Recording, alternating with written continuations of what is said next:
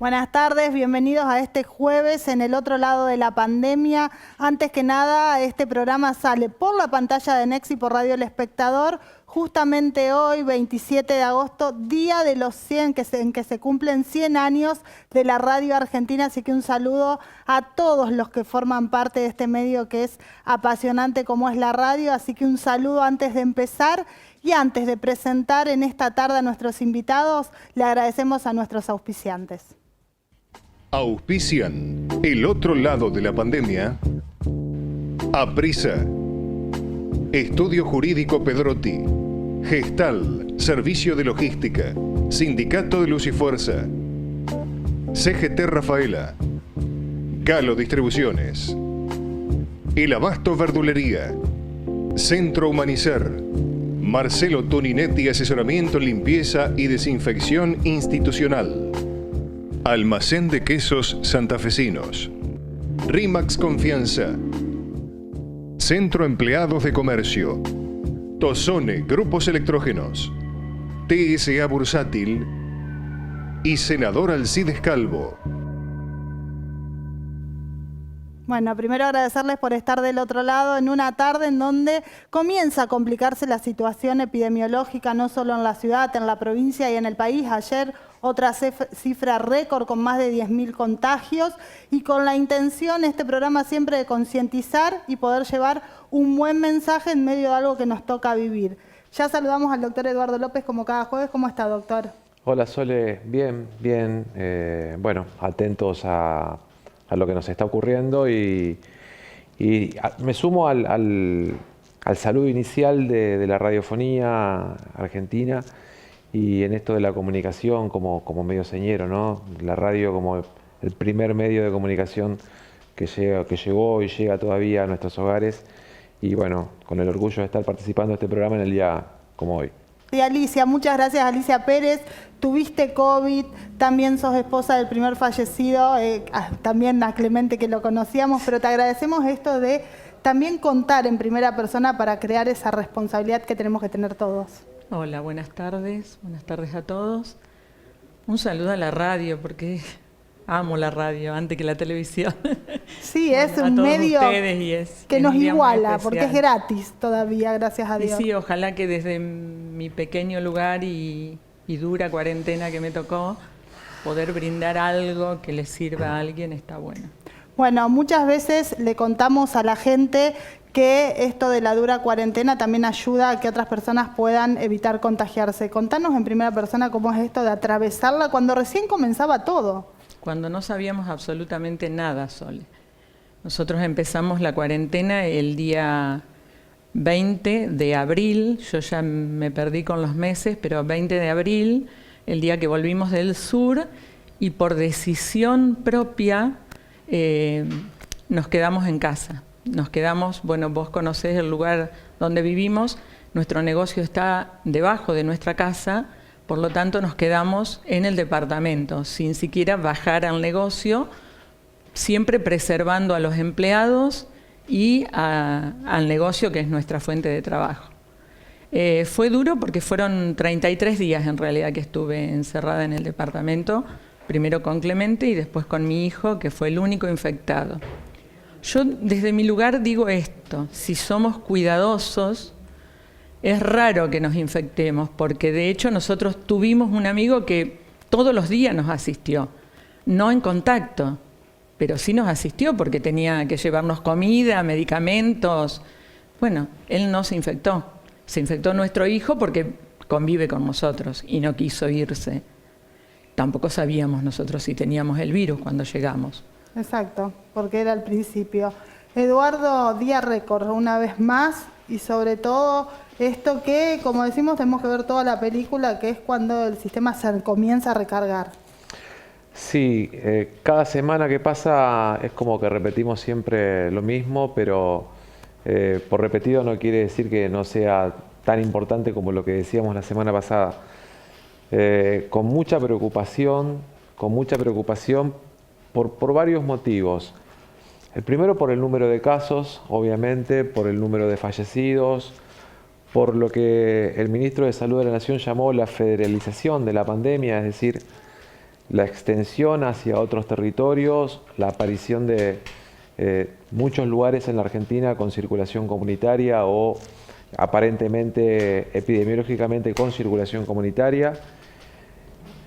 Y todo esto acompañado, insisto, con, no quiero decir una relajación, pero sí con una conducta de parte de la gente que no va en paralelo con la gravedad de lo que nos está ocurriendo. Como decía recién Alicia, si nosotros tuviéramos la posibilidad de hacer todo lo que debemos hacer con los cuidados, manteniendo el distanciamiento, haciendo las situaciones de resguardo como las autoridades nos están recomendando desde el primer día, la cosa sería distinta, y es lo que la gente por ahí no comprende. No comprende que esto depende de nosotros. El virus se mueve con las personas, y si las personas nos movemos más de lo que nos debemos mover o no nos cuidamos cuando nos movemos, esto se torna como se va tornando, y con la preocupación, como siempre digo, y lo vuelvo a recalcar como siempre, que son las personas jóvenes quienes más se enferman, quienes menos consecuencias sufren desde el punto de vista de la gravedad, pero quienes trasladan esto de falta de solidaridad que hay con la gente que sí tiene más riesgo, trasladan hacia estas personas que sí se están cuidando. La gente grande se está cuidando mucho más que la gente joven. La gente joven es como que ha relajado sus conductas. Exacto. Y ha hecho que la gente grande se esté enfermando y esté sufriendo las consecuencias. Y de nuevo insisto con algo, y creo que la doctora me va a apoyar, en este llamado también a la solidaridad para con los trabajadores de la salud. Estamos asistiendo a una gran cantidad de trabajadores de la salud contagiados, con hospitales, sanatorios, centros de salud en otros lugares de la Argentina, pero ya empiezan a aparecer casos en la provincia con un total colapso, con gran cantidad de personas enfermas dentro del equipo de salud y con un número alto de fallecidos. Y que son súper importantes. Sandra, ayer estuvimos recorriendo el barrio Virgen del Rosario, muy pegadito a Zaspe, que tiene casos, hay muchas personas aisladas, y hablábamos con los trabajadores territoriales que recorren en esto de crear conciencia. ¿Les preocupa que en esos sectores más vulnerables se disperse el virus, también por las condiciones muchas veces que tienen físicas de salud? No, en realidad la preocupación es en toda la ciudad. No hay un barrio determinado que tenga una conducta en especial. Lo que nosotros estamos viendo y lo que toda la ciudad sabe, como decía ella, no es tan fácil que la gente entienda de qué se tratan los cuidados. Mucha gente lo vive como una privación de la libertad, el aislamiento, de que no pueden hacer lo que quieren. Esto de restringir las reuniones sociales tiene una razón de ser, porque nosotros en nuestros trabajos cumplimos los protocolos del distanciamiento, de la protección, del lavado de manos, cosa que no se hace en la reunión social. O sea, nadie va a un asado o a una reunión social con una máscara de acetato o un barbijo. Pero deberíamos. Eso no se cumple en la reunión social, por eso están prohibidas o suspendidas por el momento. La preocupación es en toda la ciudad, no tiene que ver con un barrio.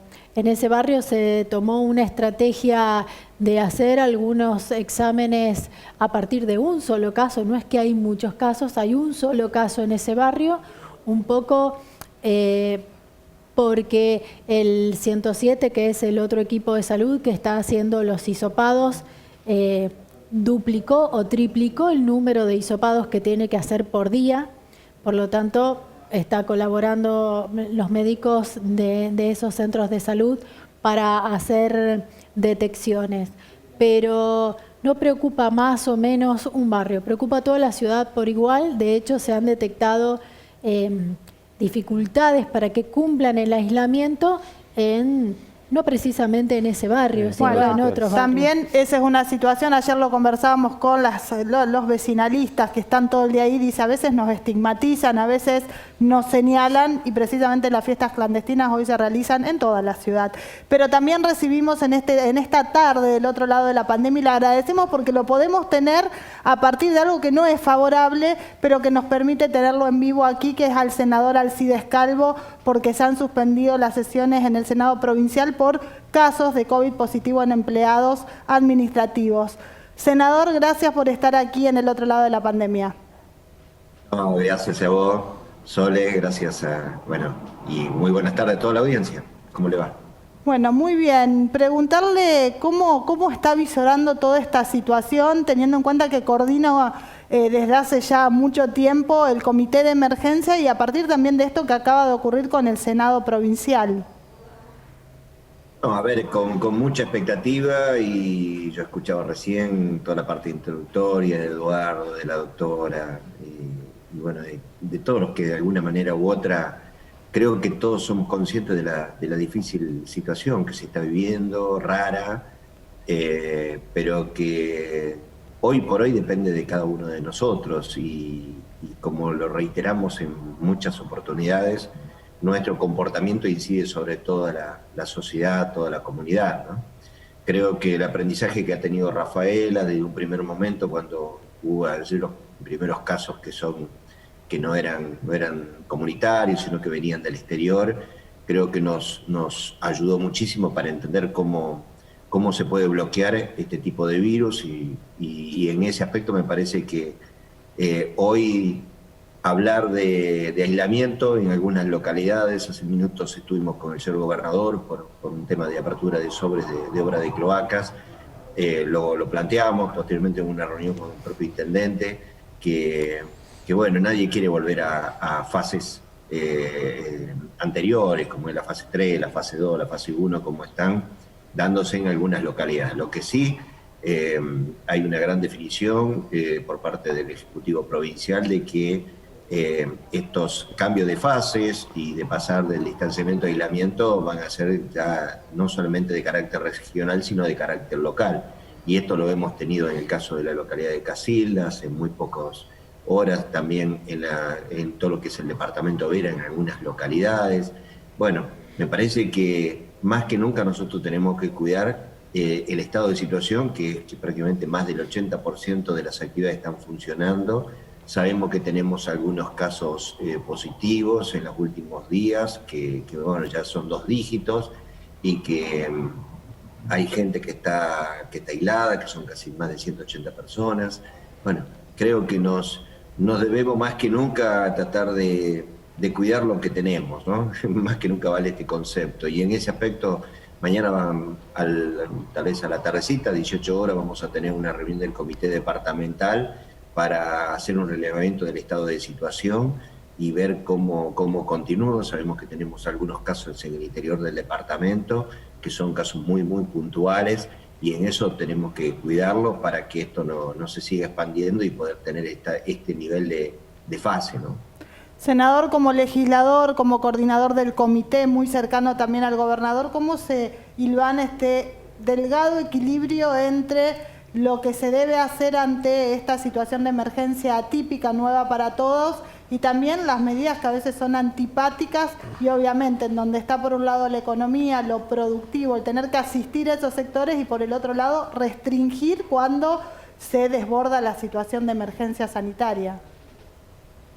Es así, es una permanente preocupación. Uno no tiene que desconocer que tiene que seguir trabajando, nosotros más que nunca, y bueno, en ello yo lo escuchaba recién al doctor Eduardo López planteando el tema de cómo tenemos que cuidar a toda el área de salud, a los médicos, a los enfermeros, a todos los especialistas, porque realmente allí está si uno analiza, es concreta la infraestructura por un lado, pero también la columna vertebral, que son los recursos humanos, y en eso tenemos que cuidarlo. Somos conscientes que creo que la pandemia nos dio un tiempo, que el gobierno nacional ha tomado una fuerte decisión de intervencionista, un Estado muy presente, lo mismo lo vio del propio gobernador de la provincia, un compromiso permanente.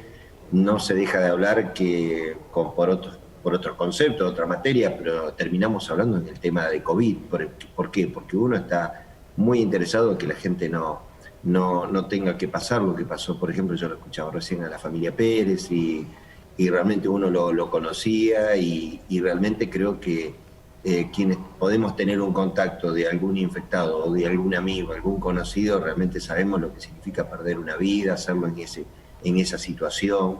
Así que bueno, vuelvo a recalcar, estamos trabajando prácticamente con todos los presidentes comunales, los intendentes.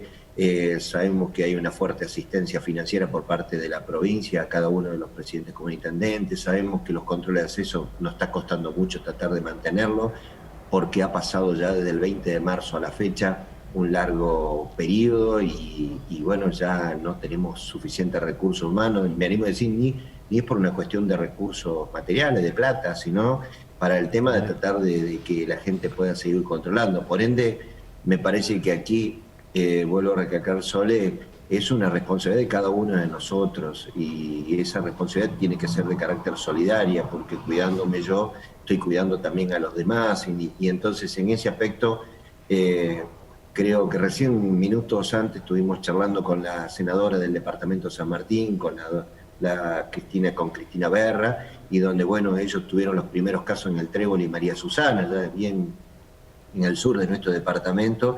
Y bueno, para ellos todo un acontecimiento porque nunca habían tenido casos positivos. Bueno, esto es un poco lo que nos da un poco la gimnasia cuando empiezan a surgir este tipo de eventos. Y bueno, tratamos siempre de intercambiar opiniones en cómo tienen que funcionar los comités departamentales, pero nosotros por suerte, bueno, ante cualquier eventualidad siempre hay una comunicación y también es muy bueno el trabajo que tenemos desde la zona de salud, con Etersen, con toda la gente de infectología y bueno, y con cada uno de los SANCOS y centros de salud, ¿no? Muchísimas gracias, senador, por participar aquí en esta tarde en el otro lado de la pandemia. No, gracias a vos y un saludo para todos los panelistas, para todos los intervinientes. Y bueno, para finalizar, nosotros no hacemos ni más ni menos que tratar de llevar información y de aconsejar, pero cada uno es consciente de la responsabilidad, que aquel que tiene un síntoma tiene que comunicarlo, tiene que avisar, porque realmente estamos cuidando a toda una sociedad. Así que un saludo para todos y muchísimas gracias. No, gracias a usted. Bueno, vamos a hacer la primera pausa. Cuando volvemos vamos a hablar con Alicia de este mensaje de cómo sostuvo la cuarentena cuando tenía por otro lado internado a ese ser querido y sabíamos cómo era el COVID y cuando había tan poca información, porque hasta que detectaron que eran COVID positivos llevó un tiempo. Pero eso después de la pausa, ya volvemos.